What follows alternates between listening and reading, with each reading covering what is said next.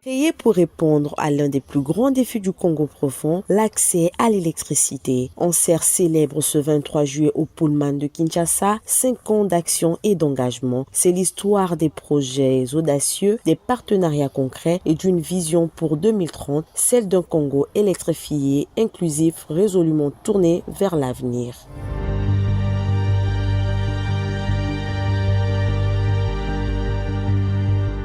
Dans son mot d'ouverture, le directeur général M. Cyprien Moussimar a souligné le caractère solennel et symbolique de cette célébration.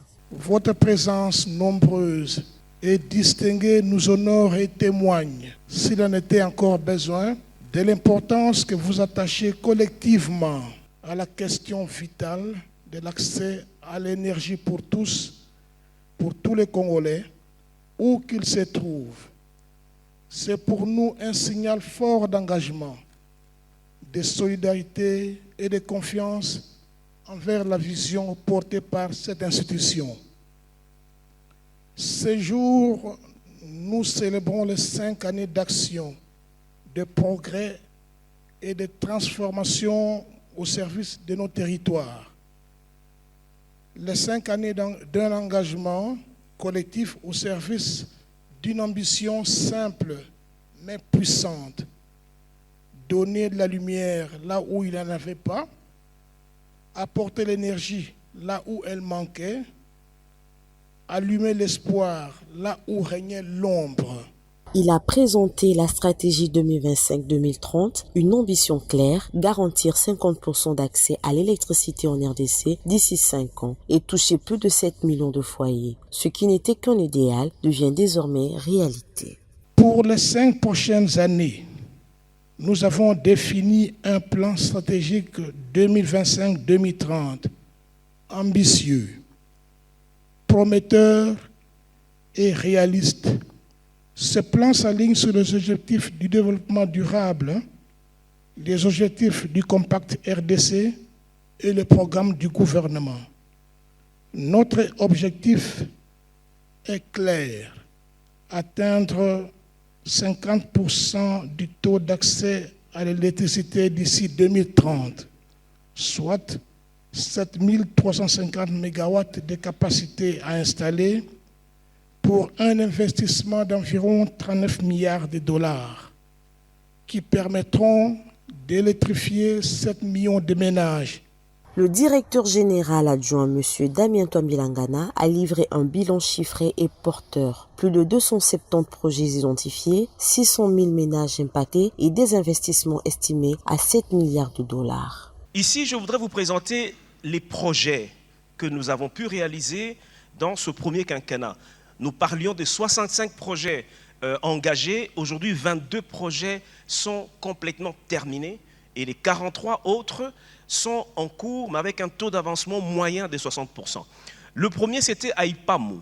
C'est dans le Grand Bandundu, Ipamu, Bongayasa, Kilembe. Ça, ce sont nos tout premiers projets où vous allez voir qu'il y a eu l'impact est très vivant.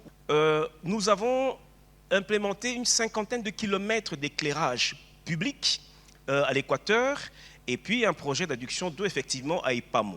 Parlant de l'éclairage public, tous nos projets pour lesquels on lance des appels d'offres ou pour lesquels on entre en relation directe avec des sociétés, il y a toujours un volet éclairage public. Certes, il y a la centrale pour donner de l'électricité à la population, mais il y a toujours un volet éclairage public et un volet usage productif. On va y revenir.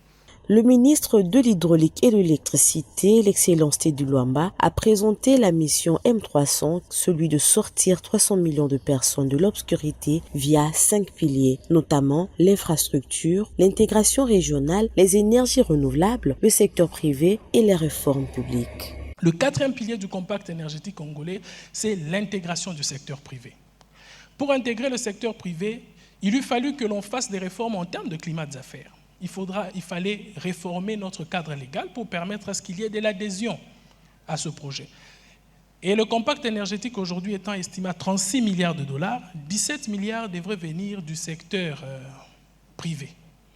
ce qui prouve que les privés devraient avoir non seulement des facilités, mais aussi la conviction de pouvoir venir investir dans ce secteur, qui est un secteur à forte rentabilité, ce qui est vrai. Cette conférence a aussi été marquée par une avancée concrète, la signature d'un accord avec Angélique International pour la construction de centrales hydroélectriques. Production visée 28,8 MW pour plus de 300 000 ménages. La signature de ce protocole d'accord entre Anser et Angélique International Limited, pour que je demande d'applaudir bien fort, messieurs et dames.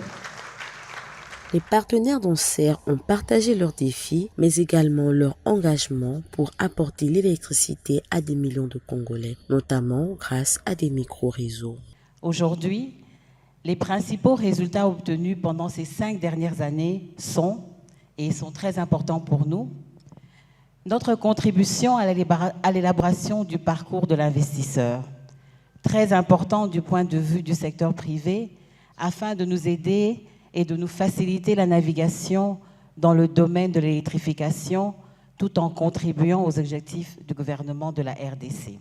Malgré les obstacles, l'agence a su transformer les intentions en actions, notamment l'électrification rurale, des plans locaux et des ressources mobilisées. L'électricité devient moteur silencieux du développement et l'ouvre l'accès à l'éducation, à la santé, à l'emploi. Et c'est dans cet esprit que le président du conseil d'administration, M. Kami Kabasele, a clôturé cette conférence.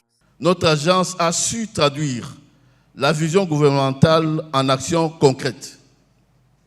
Élaboration des plans locaux d'électrification, déploiement des programmes d'investissement prioritaires, mobilisation des ressources nécessaires malgré les contraintes et les défis multiformes. 5 ans d'action, 5 ans de lumière. De la vision à la réalité, Anser trace une voie, celle d'un Congo qui s'éclaire.